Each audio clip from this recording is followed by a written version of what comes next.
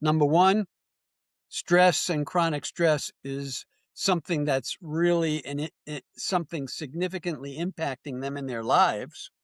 And number two, it's one of the most difficult things to deal with. Mhm. And so that led through my own research into some of the factors that make it difficult for all of us to deal with stress that is so important. And recently I published an article in Psychology Today I called The Four Horsemen of Stress. And these are four structural factors in all of our lives that literally make us prone to suffering from the effects of chronic stress. We're literally designed to fail when it comes to stress and dealing with stress. And if I was to say, what's the ultimate goal of successfully dealing with stress? It's to bring our nervous system into a place of balance. And then whenever our nervous system is thrown out of balance, which is what stress does, it activates our nervous system.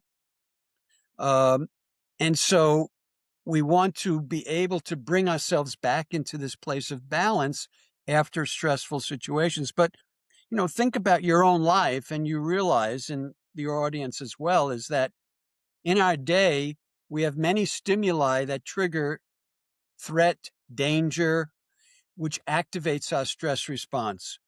And we go from one stressful situation to another.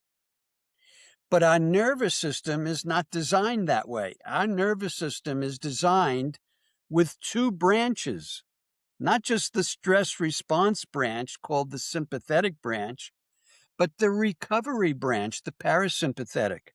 And we need these two systems to be in balance. What does balance look like? It looks like when we engage the stress response and activate our nervous system, we need to pay attention to a recovery process where we do some kind of relaxation, some kind of going offline to recover that place of balance.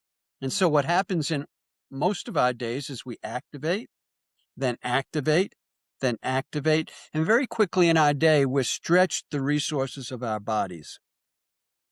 This is this is one of the primary sources of physical symptoms, emotional distress, and literally cognitive impairment, less optimal functioning in our brains. Mm. A couple of years ago, I hosted a summit on longevity. And one of the factors of longevity, stress. Stress speeds up the aging process. Mhm. Okay. So we all have to find this place of balance, but it's not easy. We have to have the intention and make the decision that this is important for us to do in our lives to somehow find the path, as I refer to it, of restoring balance. And that is the basis behind my model of resilience, the 9 pillars of resilience, and the book that lays out my book, the 9 pillars of resilience, the proven path to master stress, slow aging, and increase vitality. And so it lays out my 9 pillars, but it also lays out the process for achieving that I call the path.